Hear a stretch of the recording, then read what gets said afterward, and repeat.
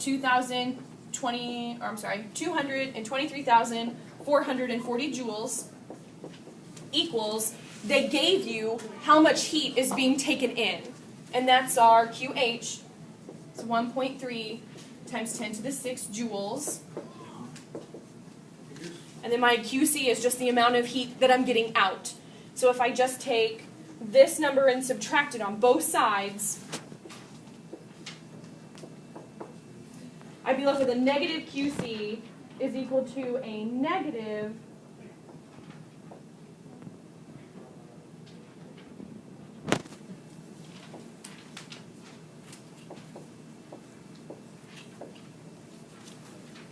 this, but since they're both negatives, I can just erase that negative because it's a negative and a negative would just be a positive and a positive.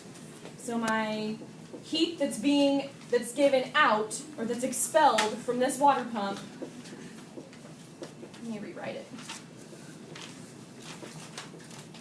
is a little bit more than 1,000,000 joules. So I'm only taking in this number of joules, about 1.3 million, and I'm releasing about 1 million. So it's actually not very efficient at all. We know that because it's only 17% efficient. So it should make sense to you that this number should be really large because it's not very efficient. So I know I'm losing a lot of my energy or a lot of my heat that I'm putting in.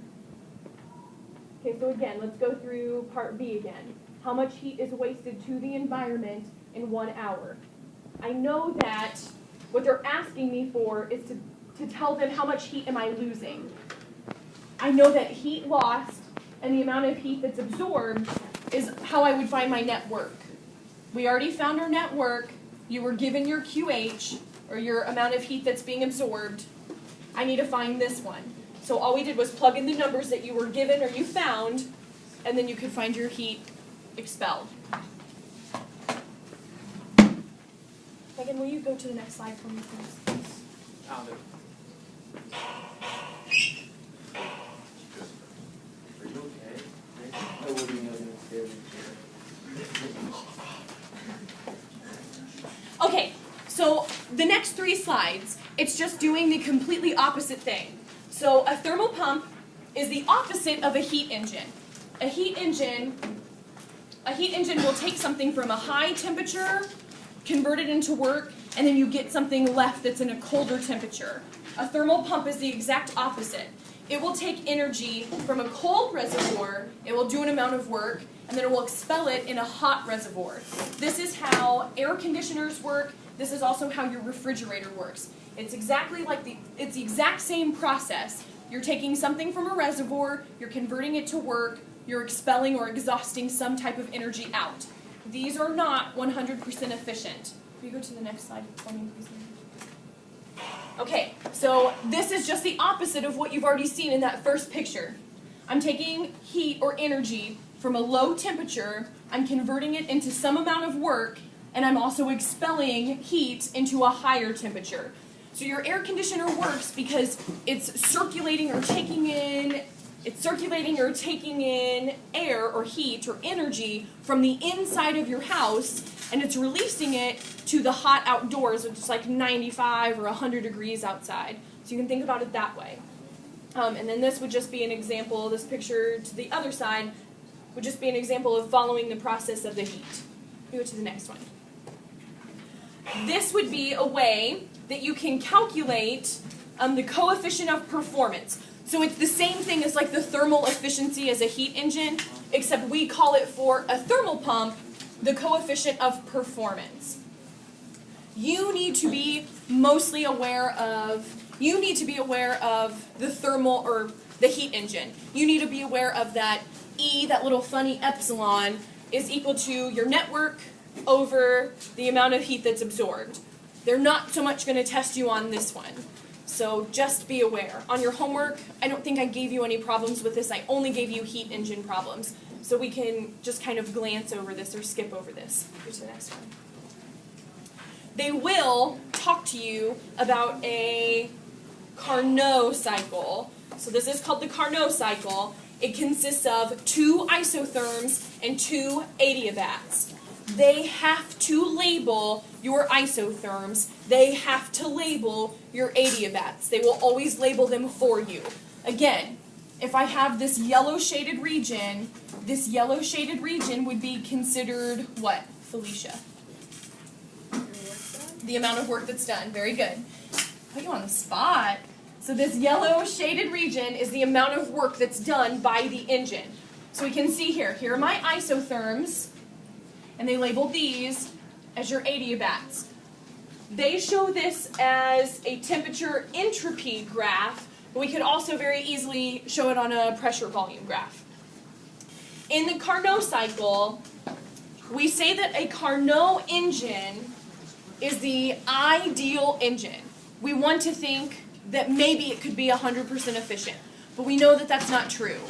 So when they ask you to calculate the efficiency of an ideal engine, they're talking about a Carnot engine, or the Carnot cycle. Can you go to the next slide for me?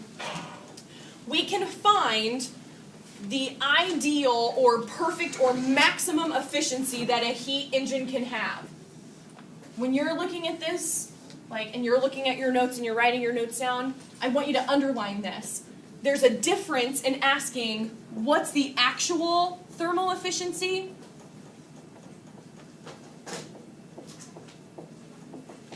and then what the maximum efficiency can be. This is how you find the maximum efficiency. You can't see that.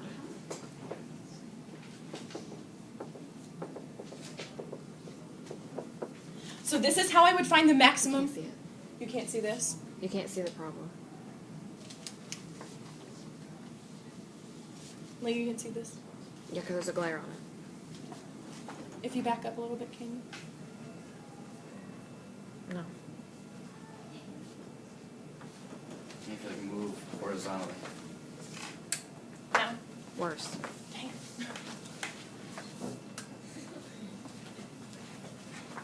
Move like left or right. Okay, so Daniel says that you can't see this, so let me just rewrite it out for you.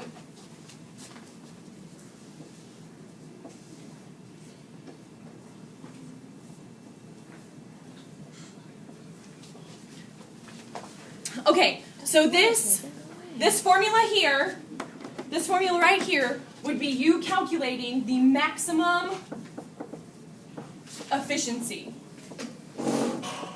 So then what's the difference between calculating the maximum efficiency versus the actual thermal efficiency?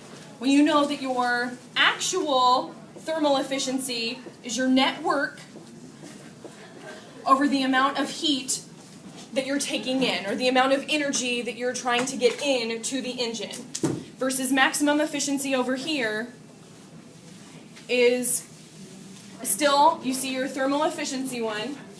It has the C there because it's trying to tell you that it's a Carnot engine.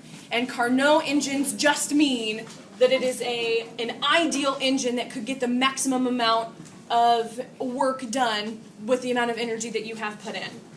So maximum efficiency is this one, actual efficiency is this one. So we have done a problem with actual efficiency, that one is maximum efficiency. You have to make sure that you look for the word maximum. That's how they're going to distinguish between these two. Megan, will you go to my next one? Okay. So on this maximum efficiency problem, TC is going to stand for your temperature that you're getting from the cold reservoir, and the TH is going to stand from the temperature that you have in the high temperature reservoir. So this problem says an engineer is designing a cyclic heat engine to operate between the temperatures of 150 degrees Celsius and 27 degrees Celsius. What is the maximum theoretical efficiency that can be achieved? On A, the key word here is maximum. So if this is a maximum efficiency, I automatically have to think of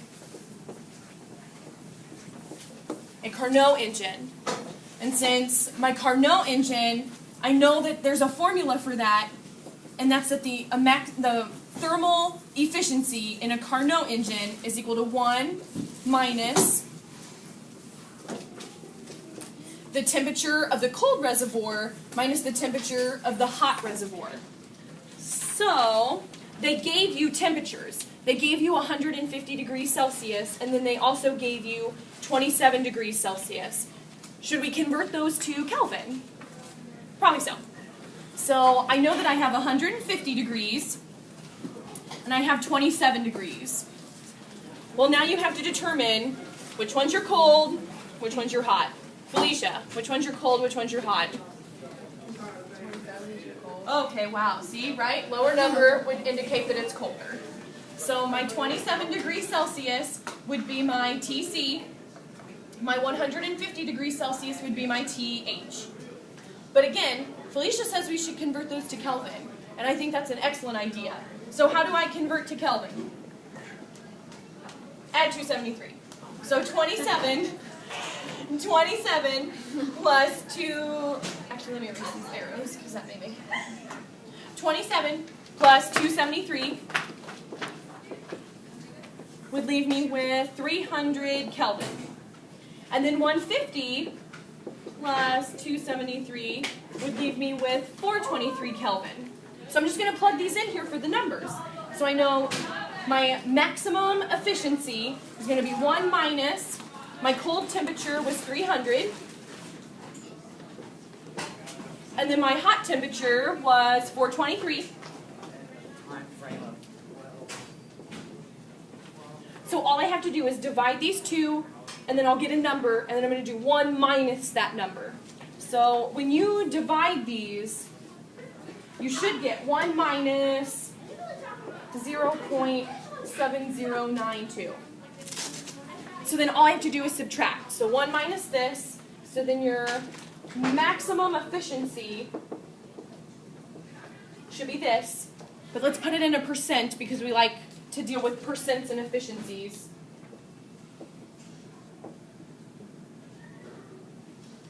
So that means the maximum work that I can get out of this, the maximum amount of energy that can be converted into work is only 29.1%. Okay, so this is just part A.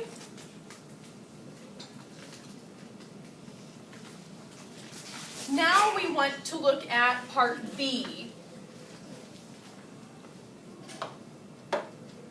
In part B it says, suppose the engine, let's just say 29.1% or 0.291. Suppose that the engine when built does 1,000 joules of work per cycle for every 5,000 joules of input. What is its efficiency and how close is it to the Carnot efficiency? So this one is saying just what is its actual efficiency? And we know that the actual efficiency is just the net work over the amount of heat that's being put in. Okay, so this tells me the engine when built does 1,000 joules of work per cycle. So that 1,000 joules is going to go where? What do we think? Top. The 1,000 joules says it's the amount of work that's done per cycle. So then the 1,000 joules must be my work. So all right, 1,000 joules here. And then I also know it's going to do 1,000 joules of work for every 5,000 joules of heat input. So that must be my QH. So I'm going to put 5,000 here. So when I do that, I get 0.2. When I take 1,000 divided by 5,000, I get 0.2, which would be the same thing as saying it's 20%. So then finally they say, how close is it to the Carnot efficiency? Would you rather have a 29% efficient engine or a 20% efficient engine? So then you just have to compare the percentages, and that's it. So these are really, I think these are simple. It's just you have to know which number goes where. That's it. You just have to pick out which one goes where. Okay, that's it for chapter 12. Do very well on your multiple choice. Woo! Do very good on your multiple choice. Good luck. We'll do your FRQ Monday together in class because it's over these heat engines and the Carnot cycle or Carnot engine. So we'll do those together, and then after that, we'll start chapter 15. So have a good weekend, and also get on Twitter.